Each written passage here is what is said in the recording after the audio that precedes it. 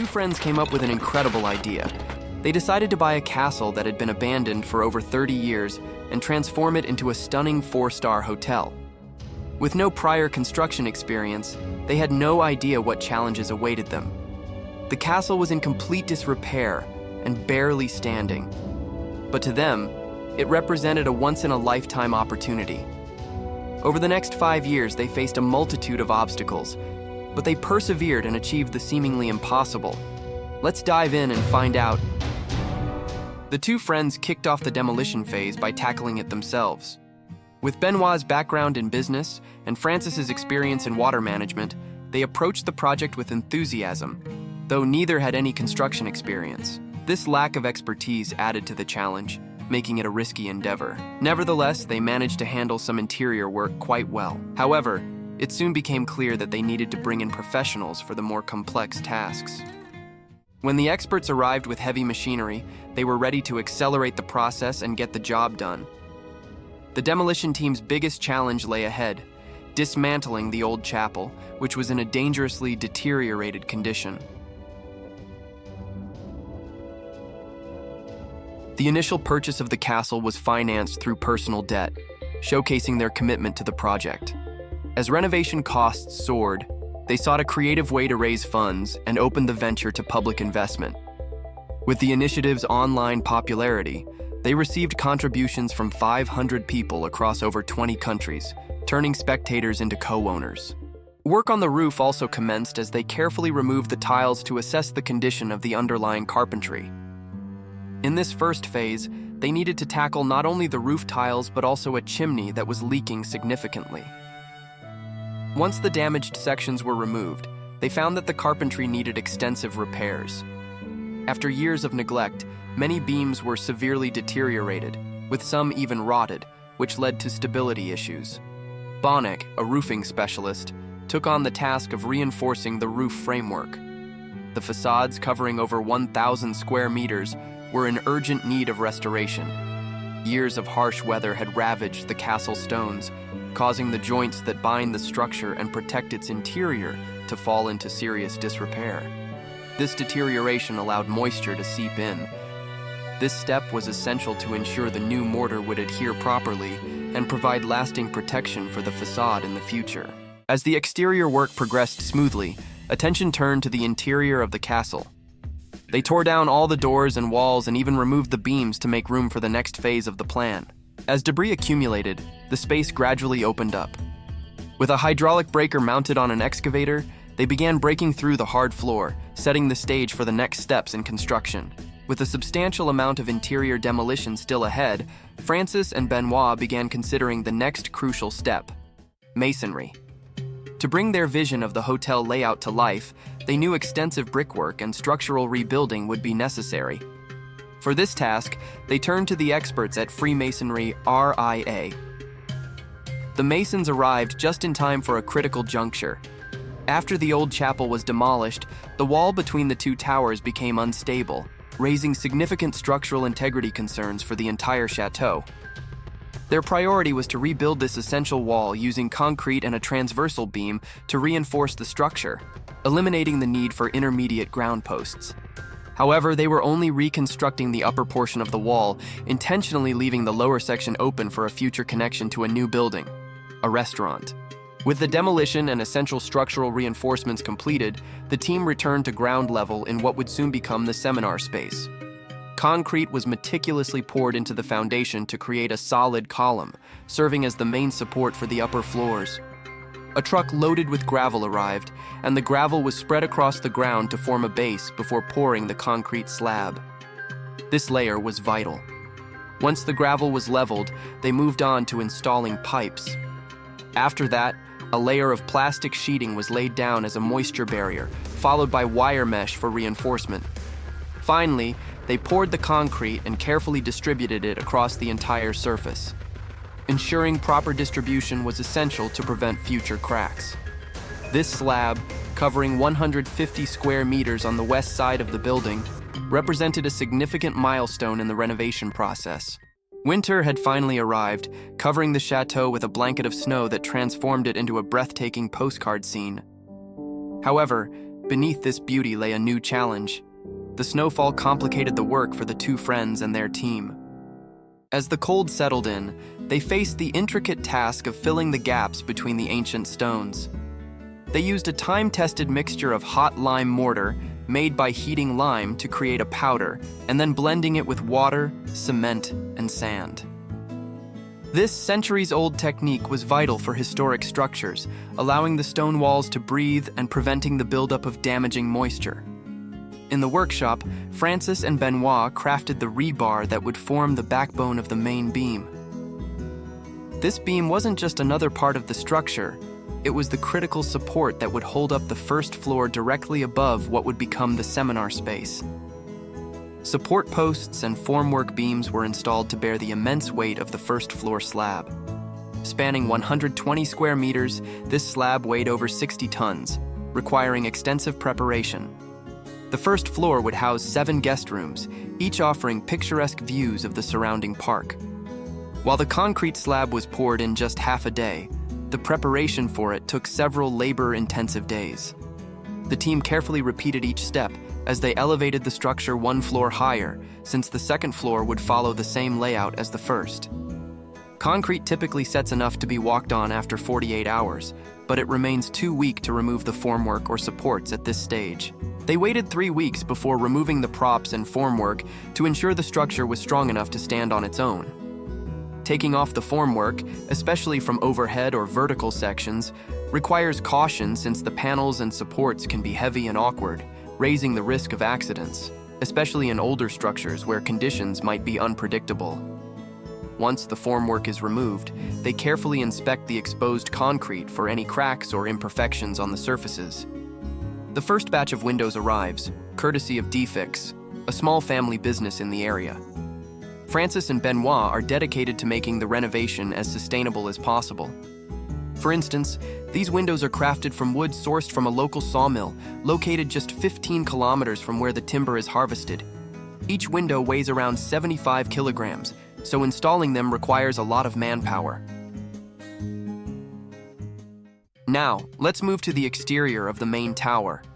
During the demolition phase, they were pleasantly surprised to find the tower in excellent condition, with strong walls and almost perfect preservation.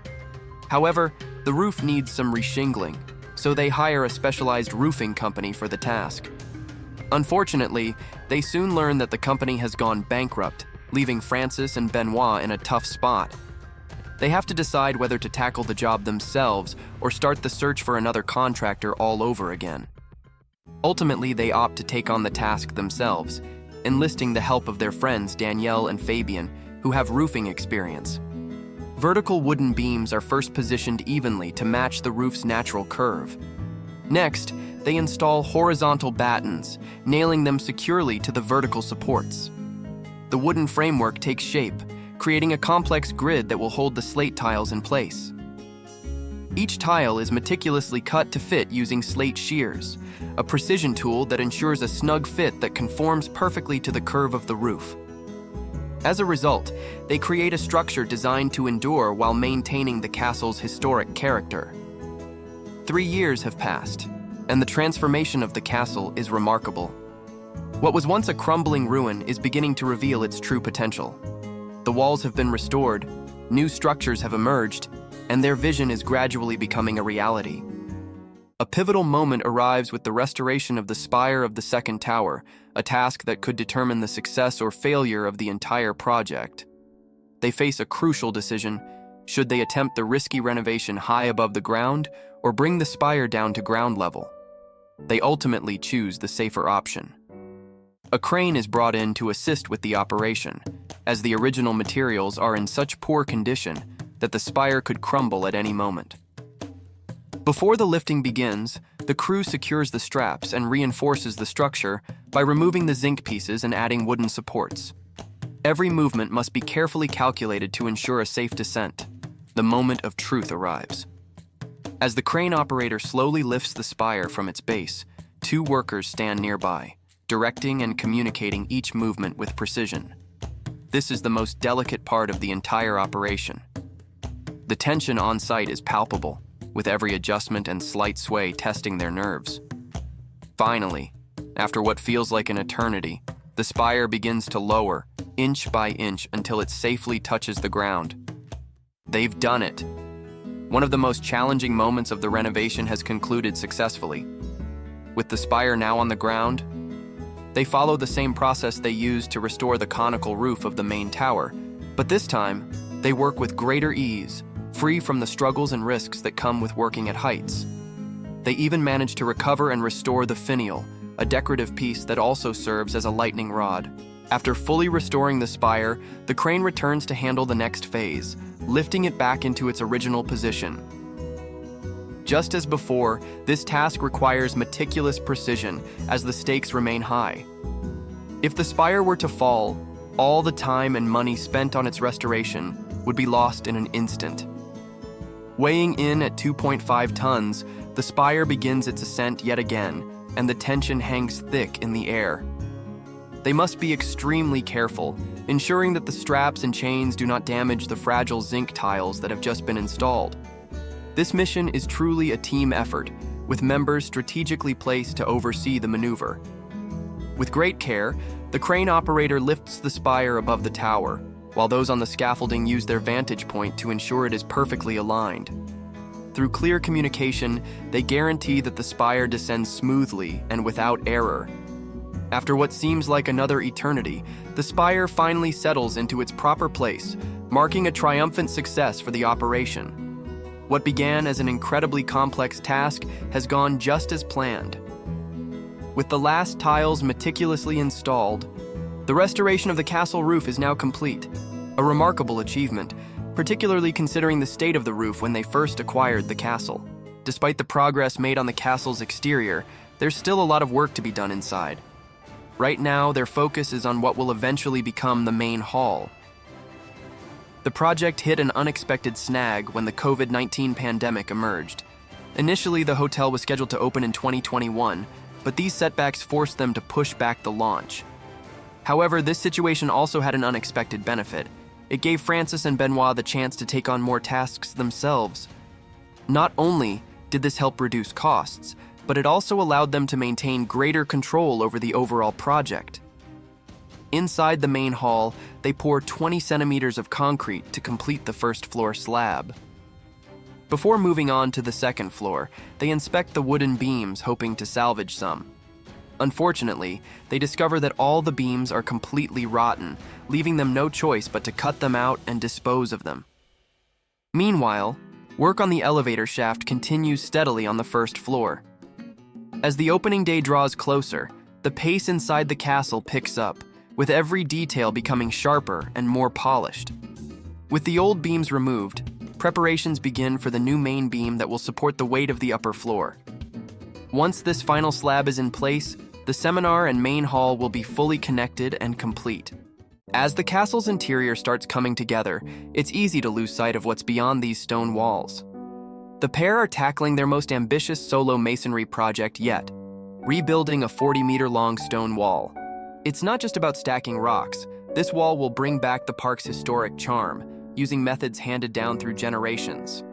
With string lines and measuring tools in hand, they carefully place each stone, recreating the subtle slant of the original design with precision.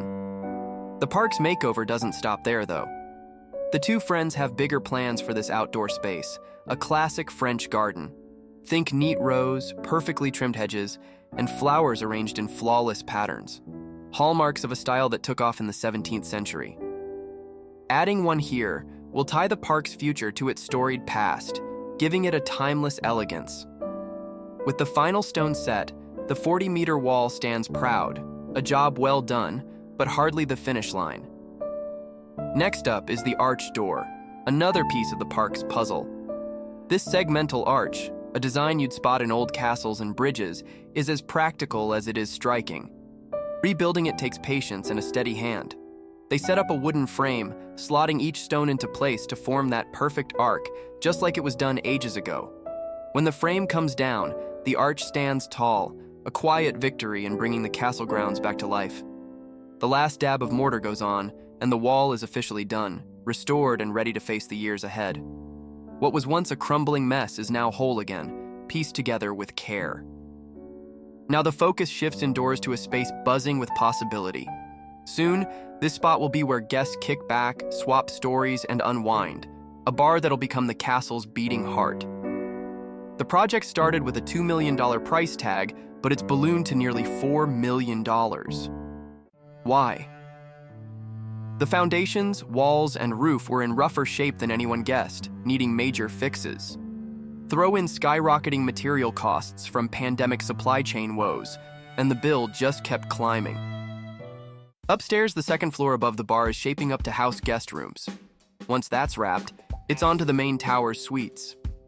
The ground floor ceiling is shaky, and the slab's weight could bring it down. Temporary supports go up, and the crew swaps nervous looks. Will it hold? They'll find out soon enough. Francis, always on top of things, heads to the tower to keep an eye on the concrete pour, making sure it all goes off without a hitch. The concrete flows, the supports stand firm, and with the final layer smoothed out, the first floor is done. No time to rest. They jump straight into setting up formwork for the second floor.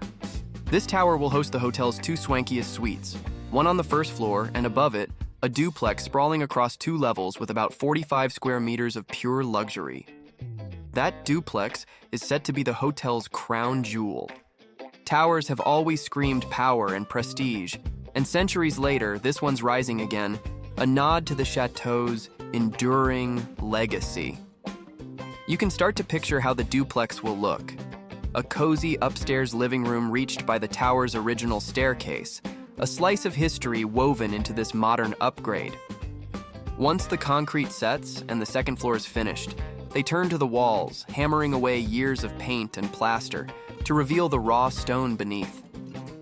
As the cold creeps in, they huddle around the fireplace for a quick breather, just a short break before diving back in. Things are looking up, but there's a new hurdle for Francis and Benoit. The suite needs better access. The current entry is tiny and impractical for today's standards. Their fix? Knock out part of the tower wall for a proper doorway. It's a beast of a job. The door will be over 2 meters tall and 1.6 meters deep, and those ancient stones don't give way easily. They've got to tread carefully to keep the structure sound. The plan is to rework the wall, spreading the weight evenly around this new opening. It'll link the suite to the next building, home to the bar downstairs, and guest rooms above, a key connection for the hotel. This job's tough, but a cool find makes it extra special. While tearing down the chapel, they unearthed a stone with a red cross, likely from the Templar era, 12th century. The Knights Templar were medieval warriors who guarded pilgrims during the Crusades, their red cross a badge of authority etched into places like this. Could they have had a hand in building this chateau way back when? By working this stone into the new doorway, they're keeping that history alive, blending it into the castle's next chapter. With the weather cooperating, they shift gears to the terrace. They clear out debris and prep the ground for a wide open space stretching from the bar to the building's edge, a perfect hangout for future guests. A little garden along the rim will add a nice touch, probably a go-to spot for chilling out. Then winter hits, blanketing the chateau in snow. New windows arrive for the ground floor, but the cold makes everything trickier. Tools freeze, stones get slippery, and hands go numb. Still, the crew powers through, sealing the place up tight to keep the project rolling. Inside, the staircase is almost done. They're fitting the last step, salvaged from the original castle. The elevator's up and running too. Back in the main tower's first floor suite, they hit a snag. The fireplace, once a showpiece, is falling apart. They take it apart stone by stone, rebuilding it as a decorative feature. Non-working, but still a big part of the room's vibe. The renovation is progressing smoothly as wooden beams are secured into the gabled roof, reinforcing the structure while staying true to its original design. Steel profiles begin to rise, creating the internal partitions that will shape the space. To maintain their commitment to sustainability, Fermacell plates, crafted from gypsum and recycled paper, are installed to form the walls. On the top floor, several distinct spaces emerge, including one with windows that overlook the park. Back on the first floor, Laser levels are utilized for precision, ensuring that every steel profile is perfectly aligned. Gradually, the rooms begin to take form. Insulation comes next, with bio-sourced cellulose being injected into the cavities. This eco-friendly material not only offers thermal and acoustic insulation, but also helps regulate temperature and dampen noise between rooms. As the cellulose settles, rock wool panels are fitted within the wall framework, further enhancing soundproofing and ensuring each room remains a peaceful sanctuary. With the ceiling now enclosed, the outline of the guest suites becomes clearer, and the true shape of the chateau begins to unfold. Each step through the upper and lower floors reveals unique spaces that will soon welcome guests. Hallways that guide visitors, restful rooms, and communal areas destined to become the heart of this revitalized landmark. Dylan from Salmon arrives to teach Francis and Benoit the plastering techniques essential for the chateau. He covers the basics, maintaining the proper distance, mastering smoothing techniques, and ensuring the plaster adheres without bubbling. Having honed their skills and built confidence, their work now reflects a significant transformation. They are ready to approach each room as if they've been craftsmen all their lives.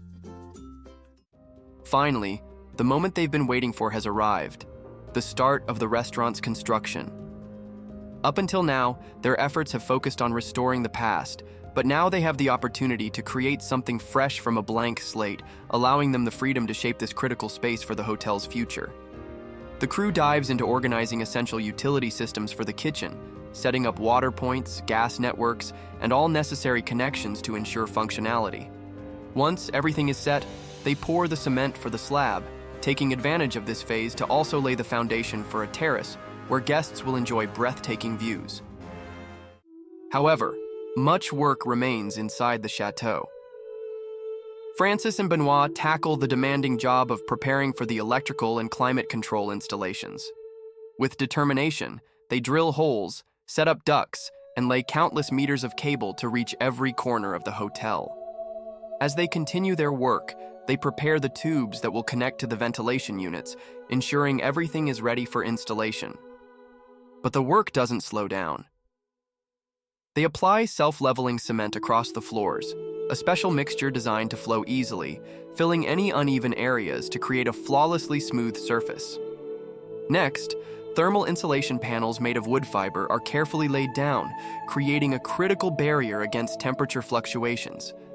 Floorboards are set in place, followed by the application of adhesive mortar using a notched trowel to create grooves that strengthen the bond between the tiles and the surface. One by one, the tiles are meticulously arranged, forming the floor's final design. Leveling wedges keep the tiles at the same height. Later, a grout mixture fills the spaces between each tile, sealing the surface and adding the finishing touch. With attention now turning to the bathrooms, it becomes evident that this stage is more than mere construction. These final touches are essential in defining the space. It's in these details, the choice of tiles, their precise alignment, and the careful fitting of fixtures, that the chateau's character truly begins to shine. Each element contributes to the atmosphere that future visitors will experience. These are the features that will transform this castle from a renovation project into a welcoming destination. Ultimately, it's often these small details that make a significant impact, as they are what guests will notice, use, and fondly remember. The first colors start to emerge as the walls are painted in soft pastel tones.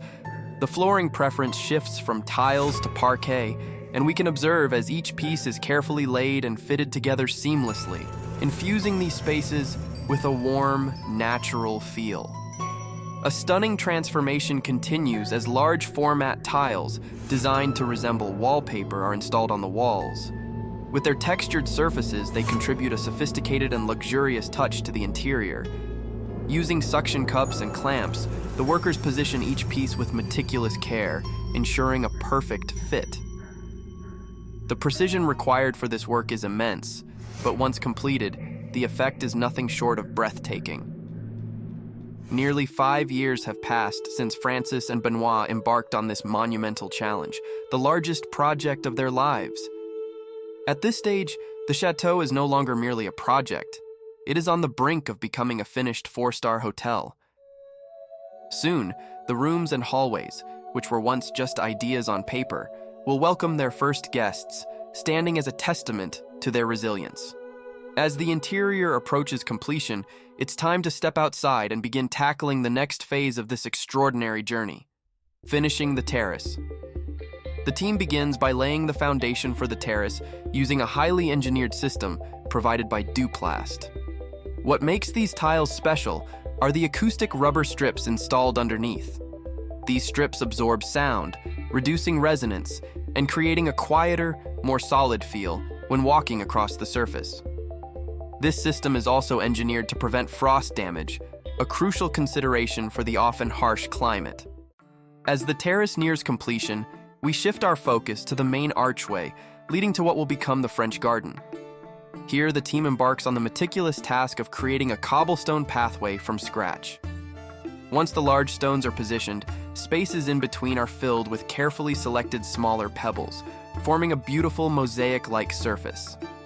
This cobblestone paving method dates back centuries and was commonly used for roads and pathways throughout Europe. After the pebbles are in place, a protective sealant is applied to enhance their durability and give them a subtle shine. To complete this area, a beautifully crafted wooden emblem bearing the chateau's name is placed in the center of the path. Next, work shifts to transforming the grounds into a stunning French garden. With detailed plans from their landscaper, the layout is marked with ropes to outline future flower beds and pathways. For the first time, they are constructing something entirely from scratch: the restaurant. With carpentry deliveries arriving, there's no time to waste. Piece by piece, the skeleton of the restaurant begins to take shape. To the right will be the dining area, capable of seating up to 150 guests, and to the left, the kitchen, a modern, state-of-the-art culinary space that will serve as the heart of this new addition. The restaurant is set to be the first part of the hotel to open. Before any guests can settle into a suite, they'll need to dine in this new establishment. But time is of the essence. The restaurant is scheduled to open its doors in just 3 months, and every moment counts. The team moves swiftly as plasterboards arrive, forming walls and partitions that will define the various spaces. Outside, the exterior undergoes a transformation with long, horizontal wooden slats, creating a sleek, modern facade that contrasts beautifully with the old stone of the chateau. Meanwhile, on the roof, carpenters hustle to prepare a structure for concealing the ventilation systems, ensuring that the view from the ground remains just as elegant as the rest of the building. Returning inside, the pace doesn't let up. With the floors tiled and the doors installed, it's an opportune time to envision how this top-tier kitchen will function in the coming days. At the heart of the kitchen is a state-of-the-art all-electric cooking unit, custom-ordered from Paris. Its sleek design and advanced technology will enable chefs to work efficiently while producing high-quality meals. This powerhouse will serve as the driving force behind the kitchen, ensuring it meets the highest culinary standards. The bar area has also been installed, with a warm wooden finish that adds character and texture to the space. To complete the bar's makeover, a polished marble countertop is placed on top, elevating the overall ambience. As the marble is carefully put into position, the restaurant begins to take shape. The arrival of restaurant chairs adds to the atmosphere, and everything starts to come together beautifully. As the grand opening approaches, only a few final installations remain, including the shelving unit that will anchor the center of the bar. With work continuing inside, attention turns once again to the exterior. It's paving time, another step toward completing the chateau's exterior. Heavy machinery rolls in to lay a layer of gravel, blending seamlessly with the terrace area as they pave the outdoor space. Francis and Benoit opt for Herbalite, a modern tinted permeable material that's eco-friendly and innovative.